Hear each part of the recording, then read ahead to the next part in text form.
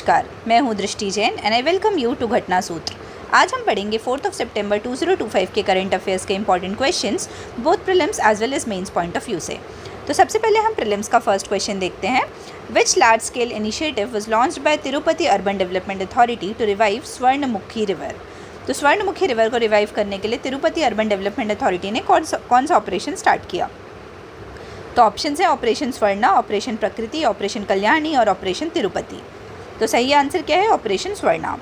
तो ऑपरेशन स्वर्णा है, उसका फुल फॉर्म है Swarnamukhi water body action for river and नाला अवेयरनेस, जिसका एम है रेस्क्यू करना स्वर्णमुखी रिवर को फ्रॉम एनक्रोचमेंट्स, रिस्टोर करना उनके नेचुरल फ्लो को और इंश्योर करना लॉन्ग टर्म रिजुविनेशन।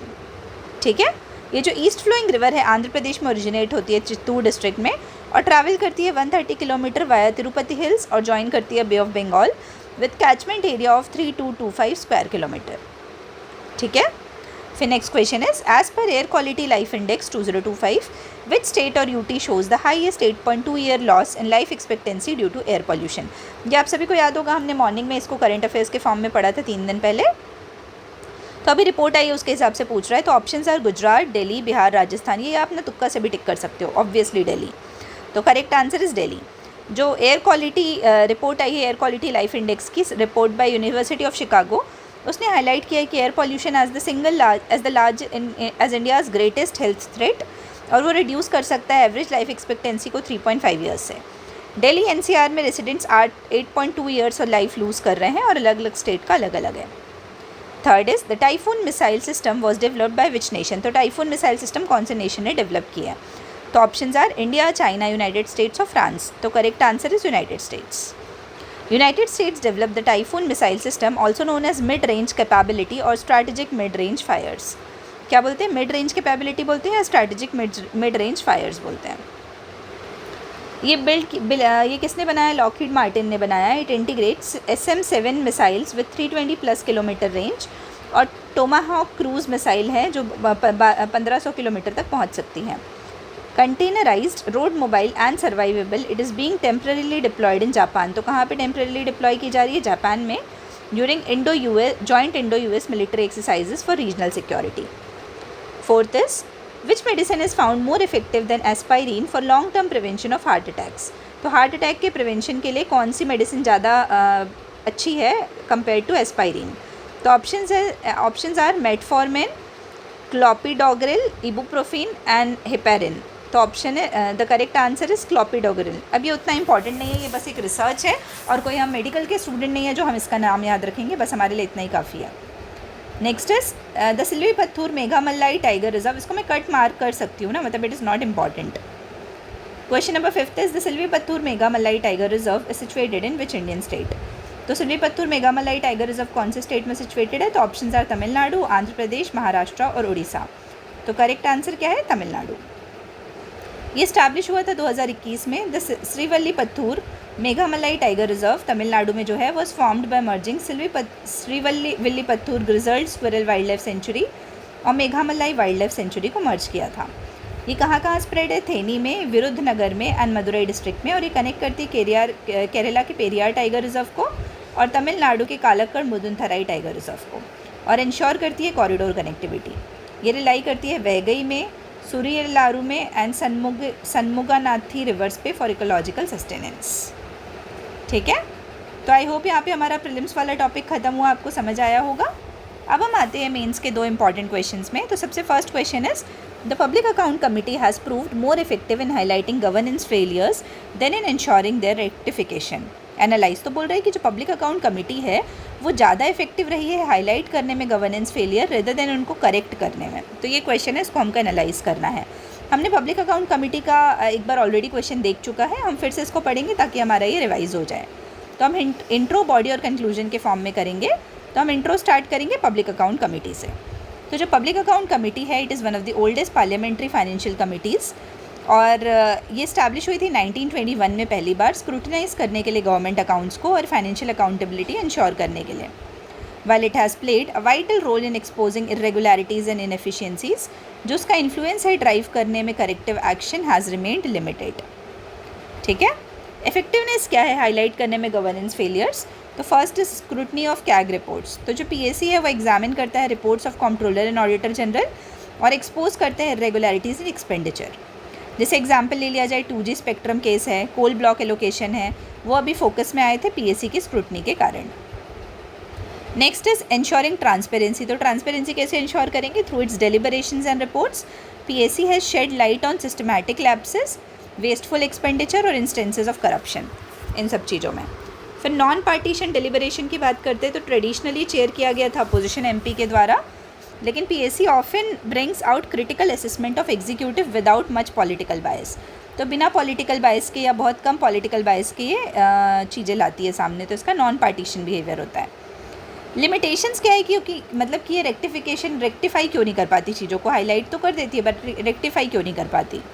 तो ये एडवाइजरी नेचर है, मतलब आपने रिकमेंडेशन दे दी, पीएसी ने रिकमेंडेशन दे दी, लेकिन ज़रूरी नहीं है कि उसकी रिकमेंडेशन को माना जाए।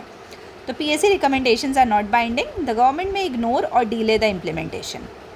फिर लैक ऑफ एनफोर्समेंट पावर्स। तो PAC can not penalise erring officers और ministries relying solely on moral pressure, मतलब वो पीनलाइज नहीं कर सकती मिनिस्ट्रीज़ को। Time lag. By the time PAC takes up CAG reports, years may have passed since the expenditure occurred. तो जब तक PAC CAG के रिपोर्ट को देखती है तब तक बहुत सारे साल, बहुत टाइम निकल चुका होता है, तो टाइमली स्टेप्स नहीं ले पाते अपन। फिर पॉलिटिकल कंस्ट्रेंट्स की बात करते हैं तो जो इंक्रीजिंग पार्टीशनशिप है समटाइम्स डाइल्यूट्स PAC's इफेक्टिवनेस, और रूलिंग पार्टी मेंबर्स डिफेंड कर देते हैं with ruling party members defending the government. फिर पुअर फॉलोअप। जो एक्सरसाइज है वो often fails to submit action taken reports promptly, जिससे अकाउंटेबिलिटी वीक हो जाती है। अब हम आते हैं वे फॉरवर्ड की ओर कि हम इन सब चीज़ों को सॉल्व करने के लिए, करेक्ट करने के लिए क्या कर सकते हैं। तो सबसे पहले हम स्ट्रेंथन कर सकते हैं फॉलोअप मैकेनिज्म्स को, जिसमें हम make action taken reports mandatory, मतलब कुछ टाइम लिमिट के अंदर आपको वो रिपोर्ट भी सबमिट करनी है within a fix time frame with regular review in Parliament. फिर इंस्टीट्यूशनल एम्पावरमेंट पे फोकस करना है, जिसमें हम पीएसी को ग्रांट करेंगे greater powers to summon officials और इंश्योर करना कंप्लाइंस। डिजिटल टूल्स की बात करते हैं मॉनिटरिंग में, तो यूज़ करना है real time digital dashboards for expenditure tracking to complement PAC's oversight. फिर कैपेसिटी बिल्डिंग, प्रोवाइड करना है पीएसी मेंबर्स को with expert staff support in auditing, economics and law. फिर पार्लियामेंट्री रिफॉर्म्स की बात करते हैं तो एनकरेज करना है बाई पार्टीशन कोऑपरेशन, जिससे हम प्रिवेंट कर सके पॉलिटिकल डाइल्यूशन ऑफ पीएसीज मैंडेट। ठीक है, तो ये हुआ हमारा बॉडी वाला पार्ट खत्म। अब हम आते हैं कंक्लूजन में। तो जो पीएसी है has been a watch dog of public finance. क्या है? पब्लिक फाइनेंस का वॉच डॉग है। Excelling in bringing governance lapses into public debate, तो गवर्नेंस लैप्सेस को पब्लिक डिबेट में लाता है। However without stronger enforcement powers and effective follow up mechanisms, जो इसका रोल है it remains largely diagnostics rather than corrective. Strengthening PAC's institutional capacity is essential, तो इसलिए एसेंशियल है कि उसको ट्रांसफॉर्म किया जाए स्पॉटलाइट कमिटी से into a true guardian of accountability, true guardian of accountability के फॉर्म में। ठीक है, now question number 2 is assess the strategic and economic importance of semiconductors for India. तो स्ट्रैटेजिक और इकोनॉमिक इंपॉर्टेंस बताना है सेमीकंडक्टर्स का इंडिया के लिए, ये फर्स्ट पार्ट है। What are the major hurdles in developing an indigenous ecosystem, तो मेजर हर्डल्स क्या है इंडिजीनियस इकोसिस्टम डेवलप करने में, और हमको पॉलिसी स्टेप सजेस्ट करना है लॉन्ग टर्म सेल्फ सफिशिएंसी के लिए। ये 3 पार्ट है इस क्वेश्चन के, और फोकस क्या है? सेमीकंडक्टर। तो हम इंट्रो स्टार्ट करेंगे सेमीकंडक्टर से। तो आते हैं हम आंसर में। इंट्रो में semiconductors are the control layer of digital economy, उनको कंट्रोल लेयर बोला जाता है, जो हर एक फील्ड में इंपॉर्टेंट है, be it defence, telecom, mobility, energy, payments या एआई, किसी भी फील्ड में। For India chips are both a strategic hedge, मतलब स्ट्रैटेजिकली भी इंपॉर्टेंट है और इकोनॉमिक लेयर भी है। तो हम देखते हैं कि वाई सेमीकंडक्टर्स मैटर, तो उसका स्ट्रैटेजिक और इकोनॉमिक सिग्निफिकेंस जो फर्स्ट पार्ट था ना वो है। तो नेशनल सिक्योरिटी और टेक्नोलॉजिकल सोवर्निटी के लिए, जिसमें हम सिक्योर सप्लाई रखेंगे डिफेंस के लिए, क्रिटिकल इंफ्रास्ट्रक्चर के लिए, 5G 6G टेलीकम्युनिकेशन के लिए, और रिड्यूस करेंगे exposure to concentrated global nodes. Industrial competitiveness develop करेंगे, जिसमें हम इलेक्ट्रॉनिक्स, ऑटोमोटिव, पावर या रिन्यूएबल इन्वर्टर्स पे, इंटरनेट ऑफ थिंग्स पे, जो सब हिंज करते हैं रिलायबल चिप सप्लाई पे। फिर हाई वेज जॉब है और स्पिल ओवर है, तो इकोनॉमिक इम्पैक्ट है। फिर एक्सपोर्ट एंड रेजिलियंस, तो इसका काफ़ी ज़्यादा एक्सपोर्ट पोटेंशियल है।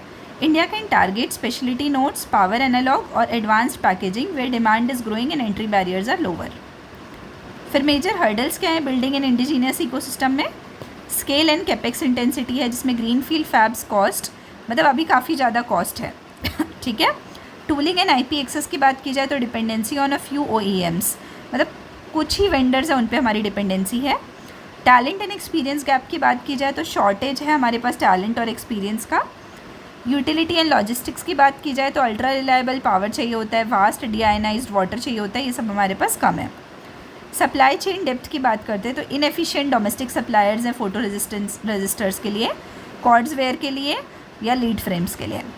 डिमांड एग्रीगेशन की बात करते हैं तो फ्रेगमेंटेड ऑफटेक है फ्रॉम ऑटो, इंडस्ट्रियल या इलेक्ट्रॉनिक्स, जो कि एंकर करते हैं ऑर्डर को, और long term loadings harder without procurement coordination.